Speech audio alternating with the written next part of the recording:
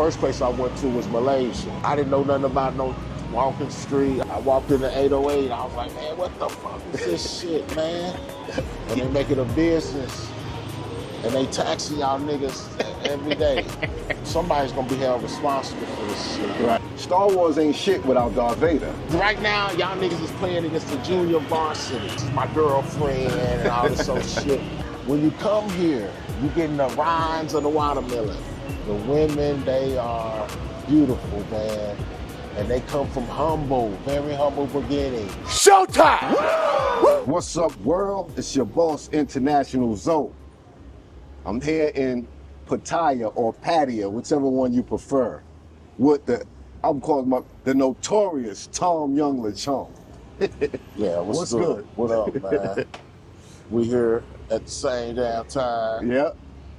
I think we did this before, right? Did we do this same time before? Well, I don't know if you remember, but 2019, my first time in the Philippines, I went to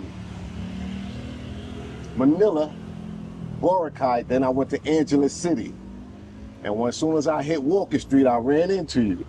You know, do you remember that? I know the story. I remember the story. You told me the story before. So, and that was crazy because I walk in, and you was basically trying to put me on the game. Yeah. How shit run out there, what to look out for and all that shit. We walked from the beginning all the way down to high society and shit. Yeah. I remember that shit.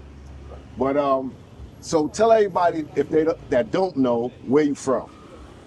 From OKC, Oklahoma, East Side, West Side, South Side, Tulsa, all that. So Oklahoma City is like in the Southwest? Exactly. Southwest. Exactly. Tulsa is where they had the Black Wall Street, right? Exactly. So it's some mean history down there in Oklahoma. Yeah. But I don't know a lot about Oklahoma. And when I heard you talk, I think people I guess they don't know where your accent comes from, so they just think the South. Yeah. But that's how they sound in OKC? I mean, for the most part, I mean, you know, everybody got their own little whatever. Right. It you know, hey, I ain't really paid it attention, man, but when I hear myself talk, I can hear my brother's voice, so I guess it is something, you know. Yeah. Sound, it's a sound. What you do growing up there? You played any sports? You was a big motherfucker. Did you play football or something? Man, I played sports. I played sports until I figured out, you know, how to make money, man. And once I start doing that, I stopped doing the sports thing, man, and start making money. So now your other PKA is Dope Man, right? Yeah. And then I've watched some of your videos. You affiliated with the Pimpin' Life, Pimpin' Ken, and some of the other OGs. Now, which one did you do, or did you do both? Well, I mean, at one time, I did both at the same time, you know. And that was like a big deal, you know, because that had never been done like that, or it wasn't allowed, I should say. And but I had OG, you know, Pimpin' Ken. He was my mentor. You know, he introduced me to, you know, Pimp C, and you know, and me and Pimp C got along real well, and we just, you know, we did our thing, you know, on the internet, man, with, you know, with putting out content and stuff. So, you know. So one of your first media companies was Hood Box Office, eventually a spin-off of Home Box Office, HBO. Yeah. It was Hood Box Office. So tell us what that was about and what inspired that. Well, exactly that was Home Box Office. That's what inspired it. You know, TV shows. You know, that's basically what I did was create TV shows. You know what I'm saying? But it was just the hood, and you know, I knew I could do it like that because the budget. You know what I mean? But you know, we had the background already. We had the extras. We had all that stuff. We didn't need the lighting because it was supposed to look the way it looked. Right. So instead of trying to, you know, aspire to be, you know, Tyler Perry at the moment, I just said, well, I could make I can make this stuff and still make money doing it. Just keep it hood. Yeah. Okay. How long did you do that? Man, I did that for a while, man. Minute. Yeah, man. And I brought a lot of people in the game, like, Right. but they, you know, they took it to a whole nother level. I introduced the world of the Habib show, but that he took that way to some, you know. Matter of fact, he filmed the. Hey, I don't know why I'm not supposed to say this shit. Nah, because we talked about it, man. And RP, you know, my man got choked out by the police. Floyd? Habib is the one who recorded that tape. Oh. And sold it to the media. Nah, he didn't sell it. That's the thing I can say about him is that's why I didn't want to bring him up, man. Okay. Damn. Okay. But nah, he did the right thing, man. He gave money to the family and all that. He didn't, you know, he didn't keep a dime, man. But it never got sold. It never came out like that. But it is George Floyd sex tape. If you go Pornhub and look for it now, and it's gonna say Habib show on and Habib is in the video with him. So is that what sparked the beef with the police? Because that was a rumor on the street. Nah. Okay. Nah, Okay. I think they didn't even know that was. Hell no, man. I don't know. Hey, I don't think so. Okay, I'm just asking. You know what I'm saying? I never heard that movie. I did hear that. You know what I'm saying? Are you serious? Yeah, I heard it had something to do with him and the ladies, and maybe one of them was the police peoples or something like that. Wow. Come on, man. It's the internet, man. Hey, well, that sounds like, you know, that's the internet, man. That could be true, Yeah, man. yeah. I don't know, man. But they wanted, he got it. The news got in contact, but he wouldn't release it, man. Right.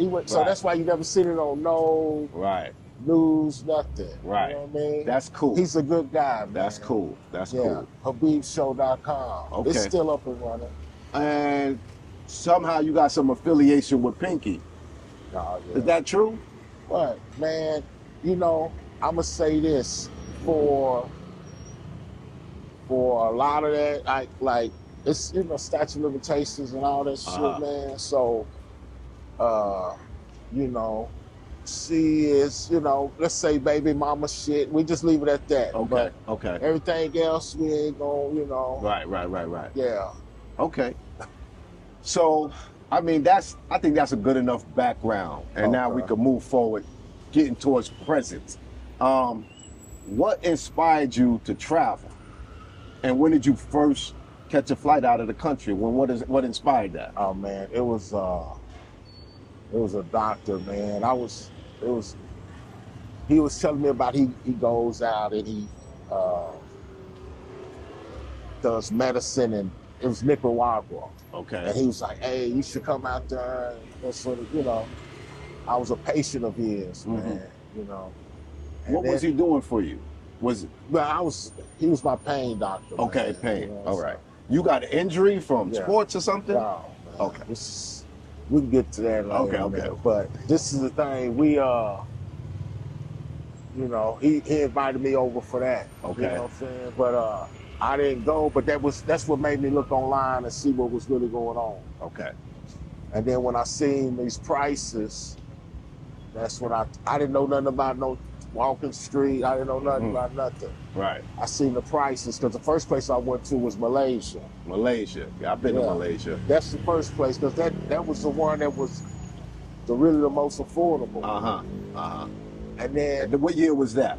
2017. 2017. Okay. Yeah. And what did you think when you got to Malaysia? So you went by yourself? Yeah. Okay. When I got to Malaysia, it was cool, like as far as the living conditions, man. But the Africans, they was upset with the Africans, man, and they didn't know where you was from. You was African to them. Yeah. And there was a lot of running and screaming and shit. Like I was like, nah, I can't fuck with this. Africans set the tone out in Southeast Asia a little bad. And I think in the beginning they had us mixed up until they started figuring it out that there's African Americans and then there's brothers from the continent of Africa, and they not the same, even though they might have a New York Yankee hat on. And they perpetuating the hip hop culture and all that shit. But okay, so how long did you stay to Malaysia, and did you go home first, or did you just, where did you go next after Malaysia? I've been out, man. I went to Thailand. Thailand from Malaysia. Yeah. Okay, and what did you think when you got here? Well, man, it was, I mean, initially it was cool, you know, because I was in Bangkok, man. Right. And then I ran across this guy, and he was just telling me about coming here. He'd never been here before either. Okay. So when we got here, he kept hitting my phone up. Man, come on, man, where you at? Where you at? I'm like, what, man? It's, you know, it's 10, 11 o'clock, man. I don't get out that early. Right. And I think I just seen the most beautiful girl of my life and all this shit. You know? So I said, all right, man, I'm on my way. And then I walked into 808, and I was like, man, what the fuck is this shit, man? What did you think? Because when I came here the next month that I met you, that was November. December I came here. Okay. I came here the next month. And 808 was fucking lovely, man. I already know. Beautiful girls. They was in shape. Yeah, man. I mean, they were so fine and looked so more prestigious that you didn't even think that they was working girls. Right. Even though I think it was a mix-in, and I could be wrong, of regular chicks and freelancers. At least that, you wouldn't walk in there and say, oh, these is all freelancers, you know what I mean?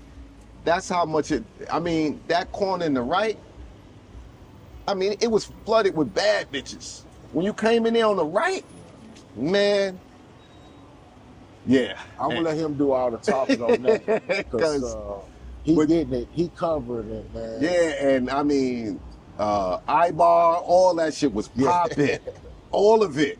Ibar used to be a vibe, you know, and that's sad. After COVID, it's totally something different. But go ahead, you tell about, you know, how long did you stay when you came over here? Man, I was here. I didn't know about the visa extension. I didn't know about all of them, you know, so I'm just here like, you know, and I got put on game, and I just stayed here. I was here a long time, man. Like the first time, because I was doing border runs and everything. So, but I end up going to the Philippines. Okay. Yeah. That's your third stop. No. Cambodia was after this. Cambodia. For the border run, but you stayed over there a little bit? I stayed. Okay. I stayed over there for a couple of months. Okay. Well, how you feel about Cambodia? I've been there too. Oh, man. Cambodia is, you know, it's one of a kind, man. It's got its, you know, it's got its perks and its ups and downs, and, you know, it's got some, you know, it's just like any other place, man. You can enjoy it, and, you know. I think it's, out of the Southeast Asian countries, it's one of the countries that's a little more, in some ways, similar to Thailand. You know what I'm saying? Like the people, they look similar. Yeah. The vibe is a little bit similar. It's different in Vietnam. It's definitely different in the Philippines. Well, they got, all of them got like a Walker Street, because even in Cambodia, you got Pub Street. Yeah. So it's the same activities, basically, what I'm saying. Yeah. Listen, no matter where you go, you're going to be doing the same thing. That's just all there is to it. Right. You'll be doing the same thing. It's just going to be a different style, a different effect, a different whatever, but location. It's going to be some differences, but it's going to be the same thing. Yeah. I was just saying a little while ago, I think that Southeast Asia is one of the most, just some of the cities in Southeast Asia, and I've been to about 50 countries, it's just some of the most sexually deviant behavior in the world. Well, you know what? It's going on all over the world, man. But I think it's just more in the open here, and more accepted, and you know, and it's just part of the tourist attraction. I mean, because if you think about the States, man, it's tracks everywhere, man. So it's girls doing short time right now. Yeah. So it's going on all over, man. It's just the way they do it here is a little bit, you know, they put a little style to it, you know what I mean? And make it like a carnival and shit. And they make it a business. And they taxing y'all niggas every day. Y'all niggas getting taxed, man. Well, when I say that, I mean like they have soapy massage, regular massage, go-go bars, regular clubs with freelancers. And then they got other bars, and then they got lady boys and all this. It's just crazy. And dudes be out here dating lady boys straight up and down, like walking. I mean, I was in a movie theater, and I was ordering my popcorn and shit, and there was a dude and a chick next to me, white dude, right? And they were ordering, and then I'm like, damn, that white dude speak Thai good. But then I looked over, and it was the chick he was with the man voice speaking Thai, just ordering the food. That's deep in and the game. that's regular out here. That's why I say they got all this extra stuff that they might not have out in the open in Southeast Asia. I don't know how long if you've been back, but guys is telling me, man, it's the same. Like do them day naps in the state. They saying they doing a switcheroo on there. So I don't know, man. I don't know either. I don't know about back home like that. Well, this is guys telling me, man. So I think it's just okay. It might be, you know, I don't know, man. Like I said, it's a little bit more accepted here, man. Right. And then, but that's, you know, it's hey, man, whatever, man. That's part of the scene. Right. So it's kind of like, you know, you part of the scene now. So you, after the Thailand, you go to the Philippines. Yeah. And those are the two countries that you most currently live in, back and forth. Happy days ahead. I like your hat. Okay, man. I like your hat. Okay. All right. Appreciate you. Those are like the two main countries you bounce back and forth to? Yeah, unfortunately, that's just how it's worked out, man. Right. Yeah. You know, it's just situations, you know, change and, you know. You split most of your time between the two? Nah, I don't, it's no time. Okay. Nothing. It's whatever's, you know, whatever happens at that moment, man. Which one you like more? I don't separate them because I feel like, you know, you can leave Angela City, be here in 3 hours. Mm-hmm. I mean, I can meet you, you leave here, we can damn near meet in Bangkok at the same time. Right, right. So it don't even, to me, it's just, I just keep them together. That way, it makes it better for me. Because if you picking one and all that, it just, it to me, you lose something. Right. It's do what you do. Yeah. Okay, so where were you during COVID? Yeah, man, I decided to stay in the Philippines because it was, I knew you could stay there 3 years. I didn't know what Thailand was going to do, man. Right. And I didn't want to go back to that situation like that. Right. So I just stayed in the Philippines. You didn't want to go making border runs and all that type of stuff? Well, I just thought they was going to say, go home? Yeah. Okay. Because, you know, they real strict, so I didn't know, man. I didn't know how they was going to do that. Right. So I didn't want to take a chance. So, and I'm kind of glad I stayed because the thing is they speak English. So if you get sick in this motherfucker, you know, they might not be understanding exactly what's going on with you. You pointing and shit. And, you know, you talking about your tonsils, nigga. They, you know, you don't know what the fuck you talking about. Hell nah. Right. Okay, so when some point in time, right, during COVID or right after COVID, you started your channel. Far as the Tom Young Lechon, right? Yeah. Because I remember somebody called me, right? And they was like, yo, it was a nigga in the Philippines trying to do like your shit, your late night thirst interviewing chicks and all that shit. So I go on the channel and I look and I was like, oh shit, that's Homeboy. I know that dude, you know what I'm saying? And so that was that 2020 or was that during or right after COVID? It was during. It was during, okay. Yeah. I mean, I don't know exactly at what point, but. Right. But what inspired you to do that? nigga, he needed something to do. Right. You know what I'm saying? Right. There wasn't nothing to do. So Right. I did it, it's something to do. Mm-hmm. You know what I mean? But see, I wasn't fully aware of what the future was gonna hold either, Right. man. Cause it did turn into something else. Right. You know what I mean? Well, basically, you was interviewing chicks Yeah. from Angeles City, mostly, right? Right. They- So, where all this real will bring us here today, where we are today, you decide, did you see what was going on in Thailand, or when you came back, that's when you saw what was going on? I mean, and you was listen. like, nah, man. Nah, look, I heard, Ray. Okay. That's the first thing. I All started right. hearing this shit, man. Then I could see on YouTube, you know, like what was going, you know, but I just didn't really know Right. until I came back. And when I came back, I was like, oh, no, this ain't gonna get it, because, you know, somebody's gonna be held responsible for this shit. Right. And we're gonna find out who is the most responsible, then we're gonna share it. You know, it ain't gonna just be all on one man, but Right. we're gonna share it.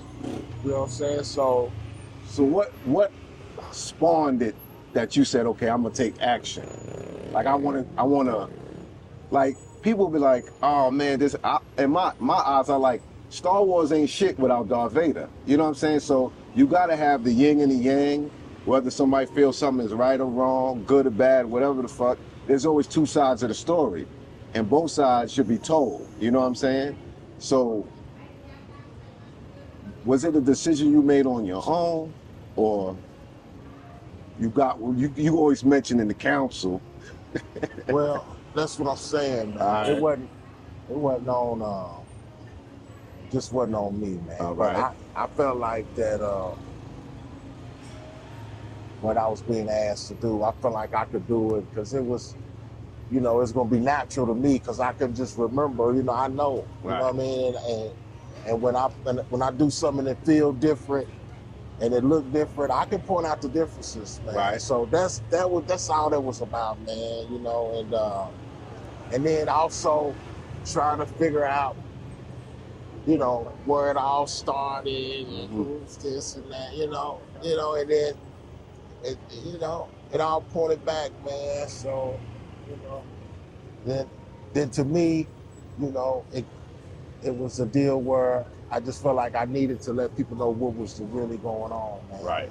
You know what I mean? Like, And what you felt like was the changes? Like, what did you see change, and Okay. how did you feel it messed up what was Okay, going on listen. here?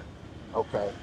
Keep it a buck. I am. All right. This is the thing. It's like, okay, I'm trying to give the best example, man. All right. This is like having a grand opening, right? And then the day before, some niggas come through and get all the best shit before the grand opening. You know what I'm saying? The sample sale. They boom, they hit it, they clean it out. Oh, that's the baddest bitch in the city. Okay, come on, we married. We getting married. Right. So first that came through. Niggas came through and just took everything from the Olympic squad to the damn high school team, man. We got Okay. the goddamn, not even the high school, man, the junior varsity. This is right now, y'all niggas is playing against the junior varsity.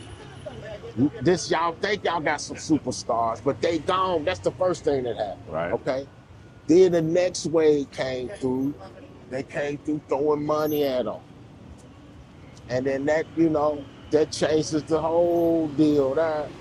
And then it's all, you know, I can't put it all on them because the girls got access to TikTok and they listening to the Cardi B, they listen to the Sexy Red, they listen to that shit too, man. So Yeah. it's the same thing. They say some the girls, when COVID happened, they went on OnlyFans. So some of the bad chicks was lost to that. That's what some people say too. Well, I put it like this, man. It's still a sucker somewhere that's married to her, man. That ain't gonna change nothing. You right. The deal is, they ain't gonna never have enough money. So whatever she's making on OnlyFans, guess what? She's looking to make some money on something else too. It ain't gonna, that money shit don't stop, man. They constantly trying to make it, man. Everybody is, hopefully. Yeah. So, you know, it's just that's so I don't know what they thinking. Oh, she's just doing OnlyFans. She's not doing nothing. Yeah. What that's even worse. Now that's promoting her to the most richest guys that she can get. Man, what the fuck is y'all talking about? Y'all will never see that girl again, man. She's gone. Yeah. Thanks to these boys that then came through here with this bullshit. So it's really gutted out. So listen, man, I don't care what you say, man. When you come here, you getting the rinds of the watermelon. These niggas that ate through the watermelon, man, left y'all the rinds. Y'all don't know it though. Y'all eating rind. Yeah. But it's okay. Come eat some rind. I'm here. It's definitely different. They like now you go on 808, you go on Walker Street. There's a lot of overweight girls. Yeah. I mean, you ain't seen that before. Yeah. And I ain't seen it when dudes was coming here maybe 2000 or something. And I'm talking about it changed just from 2019. Right. It wasn't no bunch of overweight girls in Flex and 808 and Eyeball, none of that. I mean, it was some pick of the litter. When I first came here, I was thoroughly impressed and shocked at the same time when I came here before COVID. Definitely. Yeah, it was overwhelming, but you know, it's just a matter of you know, it happened, man. So I mean, it ain't nothing, you know. So you said was Richie Mack the first person you made a video about in regards to this? No. Okay. But he became your focal point for a good while. No, I ain't gonna say he's my focal point, man. You know, I'm only one person, so you know, but you know, I was covering it all, man. Travelversity, you know. But I mean, cause they doing sucker shit. You know, you can't listen, man. You can't show niggas nothing, man. You can't show niggas nothing. They showing niggas, oh, this is my girlfriend and all this old shit. And then so niggas is believing that, man, and they coming over here and they doing that girlfriend shit. Yeah. You see what I'm trying to say? So, and then they ain't even here and they girlfriends. These girls got boyfriends in the States that's never been here. And he's sending them money right now. That's true. So it ain't some OnlyFans. Y'all sending them money. Y'all coming over here. Y'all giving them more money than they asking for, because you want the girl to like you. And they trying to put the girl on standby. See, layaway. You know what I mean? And chicks is definitely playing while you over there. All of them. So if you think for 1 minute that chick that you sending money to anywhere in this country, in the world, is being faithful to you because you sending her money, you're a fool. Listen, man. I'm telling you now, the women, they are beautiful, man. And they come from very humble beginnings. And then they getting up off on their feet through circumstances, situations that happen here, by meeting a guy, and the next thing you know, he's got money. That's their goal. To get as many sponsors as they could get. They not happy with one, trust me. They go to the temples and they pray with the monks and ask them for 3 sponsors. I seen it. Word is bond. That's crazy. I didn't know they was doing it like that. Damn. They make their offering and everything. They serious about that. Well, I see them pray in front of the bar. Yeah, they do that for a good day work, but they go to the temple and pray and ask the monk for 3 sponsors. Well, you know what? That shit at the bar is enough for me. Bitch, you praying for niggas to come in here and break themselves. And y'all niggas is doing it. And they Okay, so let's just what's your issue with Richie Mack, right? Is it that you feel like he's leading them astray, or you feel like he bringing too much people here and fucking up the game? What exactly is it, man, in your opinion? Look, it's too much to name on that dude. I mean, you know, it's like, man, I can't even it's too much, man. He, you know what I'm saying, he inspired, he, you know, co-starred.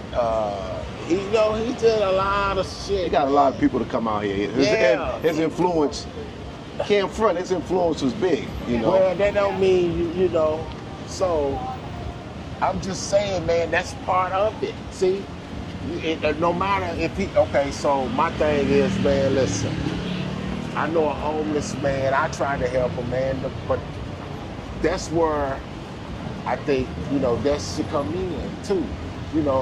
Niggas Zoom to Thailand, they need to be able to leave. Some dudes couldn't leave. They didn't have the money to leave. They Zoomed her and then had him. I met a dude, man, that's on my channel. You can go look at it right now. He got her, he Zoomed, he couldn't leave, man. And that's what I'm saying, it should be some, this is just my opinion, man. Right. What are you doing? You telling people to come here? Where's the sexual education class? This nigga's coming here. Where's the ladyboy class? You need to teach these niggas the difference between a girl and a ladyboy. Right. Listen. It's let too me tell much you that focus on the pros and not the cons. They got a stand next to the entrance now in Walker Street. Mm-hmm. I asked the guy that worked there. They said it's to keep the ladyboy out because some customers think they got real girl, man. Yeah. Listen, it's a lot of y'all niggas out there ain't admitting it, man. Y'all that came out here, y'all didn't know. You didn't know. Hey, man, I don't know. That don't make you gay, I don't think, man. You didn't know. They do be letting the lady boys now in 808 and in Flex. Before they didn't, to my knowledge, they didn't let them in. But now it's clear that lady boys being Flex in 808. Man, this nigga ain't bringing the drinks, man. He ain't never ordered it. Well, we need to I'm trying to get them. Yeah, let's get the drinks. Yeah. Man. Listen, because I got to have something, man. All right, so you want to pause it for a second? Nah, we good. Okay. What you said, so that's, you tell people to come here, and then that's what I'm saying. It wasn't just Zoom. It was game. It was travel. You know what I'm saying? Because they got these girls.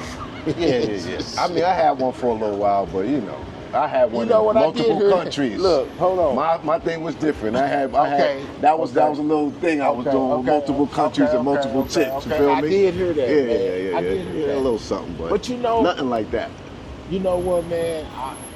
I move around too much. I ain't doing no 2-3 years in no country. You feel me? Oh, okay. I'm doing a couple months and then I'm off to another country. Okay. So that was something else. Okay. Yeah, I was trying 3 countries, 3 girlfriends. You know what I'm saying? That's totally different than staying here for a year with a chick and all that. You know what I mean? I ain't knocking them. You know what I'm saying? But I think they start taking too much control over your channel, and then when they leave you or y'all break up, and fuck up your channel. You know what I'm saying? Like I see Game Abroad channel changed. Chocolate Man channel changed, and if Travelversity, I think he leaving too. Your channels are going to change if you invested too much energy into having a girlfriend as part of your show. You know what I'm saying? From what I've seen, so I ain't gonna make that mistake. Well, that's the retribution. FC card is full. Okay, so let me just back out on this one.